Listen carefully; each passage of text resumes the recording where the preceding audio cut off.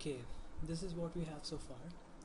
So what I'm gonna do now is I'm just gonna close this. I'm going to get into select by name and select my daylight here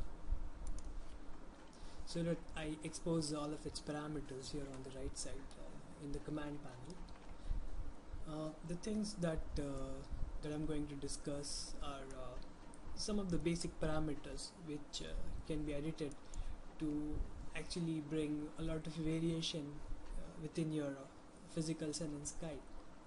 So if I for now just go into the perspective view and let me just toggle this, let me show all 4 views. Now I can change a lot of the lighting that's happening here just by moving this light, and if I move this down like this, give it a lower angle, and I'm going to open the render frame window and clone this. I can click on this button to clone it. Now if I take another render here, I just render, if you see a lot of the lighting has been changed just by moving the light. So that's what physical sun and sky is extremely good at. Something if you would have to set up with the regular direct lighting, something like this would take a lot of time, but with the physical sun and sky you can pretty much do changes on the fly. Just move the light and have those changes be made.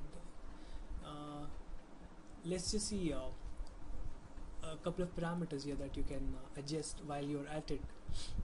One of the things that I quickly noticed is the shadow. If I had a shadow like this, and maybe if I wanted to soften it even further, because I just moved this light down, so it would be sort of an evening or a dawn scene. So excuse me, if I had to do something like that, how will I change those parameters? So what you can do is you can go into the daylight system and come down to, if I move this up, these are the parameters where I would change the multiplier, the intensity of the light, and if I come down to shadows, I have these parameters called softness and softness samples. This is where I would actually change the softness of the shadow. I can increase the amount of softness that is there in the shadow. What I can do is put a bigger number here. So let me take this and take it up to 2, and what I'm going to do is not render the whole scene. I can just render the shadow. So let me just increase this to at least 4, and I'm going to keep the samples to 8, and I can render a region. So I can click on this button here, edit region, and just select region here of the shadow and just render this area. So I can click on render to do that, and if you see, the softness has increased, but with that I have a lot of speckle. I have all of this noise in my shadow. The reason being I don't have enough samples for this. So what I can do is I can come here and increase the number of samples here. So what I'm going to do is come down to this parameter here. So I'm just going to come in and set this back to view. Okay, it's this weird thing that you have when you have this select region. When you have region selected, you have a region selected in your viewport, so that sometimes doesn't allow me to use my command panel. It's just a weird bug. I don't know, sometimes it happens, sometimes it doesn't. So I'm just going to switch this back to view for a second and come down here, and I'll just double this. I'll just make it 16 and go back into the render view here, and I think I can just render the region again. So I'm just going to go ahead and render the region. So that softens it out a bit. So that is just one way to do this. So maybe that's a number too high. So what I'll do is I'll get this back to 1 and get this back to 8, and that's where you change the the softness of the shadow. So again, if I come down here to the sky parameters, this is where I would change all of the parameters of the sky. Now if you've noticed, the color of my sun, the way I change the color is actually being controlled by the sky here, where it says inherit from the sky, from mental ray sky. So all the changes that I would make here in the advanced sky parameters, changes here in non-physical tuning, would be reflected here on the sun. Okay, so where can I find the sun? Like, can I really see the sun? Of course you can. So what you can do is, if you want to see the sun, move this light. Now if I go back into the camera view here and move this light to an area where you could actually see the sun, maybe somewhere over there, or I can just change my camera view so that I see it well, somewhere over there. So let's see if that works. Let's just take a render of that whole thing. I would want to keep it in a place where I actually am directly looking at it. So let me just zoom in there. So let's see if that works. There you go. You actually see the sun there. So now how do you control that? Now how do you change the parameters of that disk shape there? So what you would actually have to do is where you, if you remember, you created a separate sky map which was mapped onto your environment. So you would have to go into rendering environment, or just press 8 to get to this, and get your material editor. And what you need to do is drag and drop this physical sky from your environment map into one of these slots in the material editor. So I can instance this. Now you would have to instance it, because whenever you would make any changes here, they will be reflected here. So it's a better idea to reflect it and not copy this. And I'm just going to instance this and not copy this. So I'm just going to instance it. So when you do that, you would have some parameters here which were not available. I can just close this over here, which were just not available here. So you have a lot of parameters, and again I cannot talk about every one of them, because I just wanted this to be sort of an introductory thing. So I'm just going to talk about a few more of this, but maybe not in this lecture. But I'll definitely talk about this intensity and the disk intensity and the glow intensity of the sun. So if you were including the sun in your renders, you would want more control over it. So if I switch this to region again, and if I just select that sun, what I'm able to do now is change the intensity of that. Maybe if I wanted it to be a little more brighter, I could go ahead and increase that and take a render here, and that would be more intense compared to before.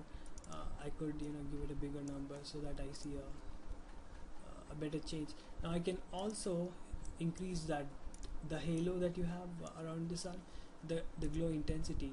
So I can increase that too, and that will increase. So all of these things I'm able to control using this MR physical sky parameters. Now I can also increase the scale of that sun. So right now that was the scale of my sun, the overall scale, that can also be increased using these parameters. Okay, so another thing that you're able to do is by default you have this sky map which is being mapped onto your environment. This sky map can be replaced with an image file that you have on your disk. So what you can do is you can use a custom background map to influence this. You can use a custom background map for the environment, but have the light from this sky. So I hope that came out right. yeah, have the light from the sky but have a different custom background map mapped onto the sky. So that is also possible. And again, all the other parameters of the sun, so you're actually looking at the parameters of the sun here, and but it says it's physical sky parameters. The reason is everything is being inherited from the sky. Okay, so again, if I just close this for a second and minimize this, if we look at this,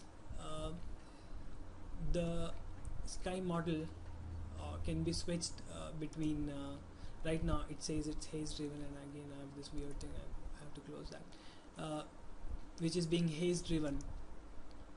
You also have this Perez all weather and CIE.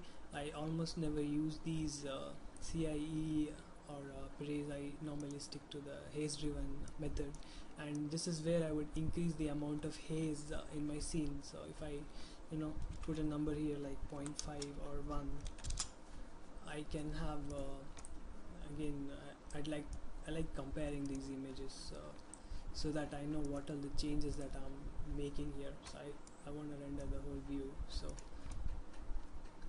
So now that I have more haze, I have a darker sky. So and this again is a very sensitive parameter. So what I'd like to do is keep a smaller number here. So while I'm at it, okay. So I'm going to go back into my material editor and see if I've made any drastic changes here. Yeah, I forgot to uncheck my custom background map, so that's the reason I was getting that dark sky. Now if I render, I'm gonna get my regular sky. So let me just increase the amount of haze to let's just take it up to 1. I'm gonna keep this to 1, and again it's a sensitive parameter, so I have a lot more haze now compared to the previous image. So I can increase this number even higher. So I have a lot more haze, and you can totally see the difference now. So this is something that you wouldn't want to do too much of, but when you are doing an evening sky, you would definitely want to increase this. Not so much when you're doing a midday sky or so. Again, you can change the height of the horizon that you have here. So this is what this does, and you have this thing called this red blue tint that you can give to your sky. The way this works is if you take this number down in a negative value, and let me just take a render here, what you end up getting is a bluer sky. So just remember that if this number goes in the negative values, you get a bluer sky, but if you go in a higher value, in positive values, that is, you end up getting a more reddish sky. Okay, so you would want to keep this somewhere in between blue and red. So I like keeping it at 0, 0, 0, so that you have more you have a blue and a red sky somewhere in between.